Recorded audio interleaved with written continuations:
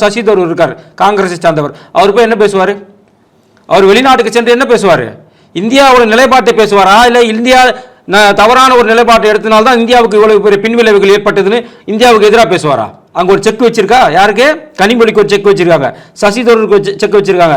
அதே போல அகிலேஷ் யாதவுடைய எம்பியிலேருந்து ஒருத்தர், கிட்டத்தட்ட எதிர்கட்சிகளோட எம்பிகள் அது அதிகமாக இருக்கிறாங்க பிஜேபி எம்பியை விட. சரி, பிஜேபி எம்பி அப்பனா தான் நீங்கள் வந்துட்டு அவர் ஆதரவாக பேசுவாங்க, பாகிஸ்தானை கடுமையாக விமர்சிப்பாங்க அப்படிங்கிறதால நீங்கள் இப்போ இந்த குழு இந்த குழுவில் இருக்கக்கூடிய அனைவருமே எதிர்கட்சியை சார்ந்தவர்கள், கிட்டத்தட்ட 75% எதிர்கட்சியை சார்ந்து. இப்போ அவங்க போய் என்ன பேசுவாங்க? அவங்க இந்தியாவில் என்ன பேசுகிறாங்க உங்கள் எல்லாருக்குமே தெரியும். இந்திய மக்களுக்கு எல்லாருக்குமே கனிமொழி என்ன பேசுகிறாங்க, கனிமொழியோட கட்சி என்ன பேசுது, அந்த கனிமொழி கட்சியில் இருக்கக்கூடிய நபர்கள்லாம் இந்தியாவை எப்படி வசைப்பாடுகிறார்கள், எப்படி பாகிஸ்தானுக்கு ஆதரவாக இருக்கிறாங்க.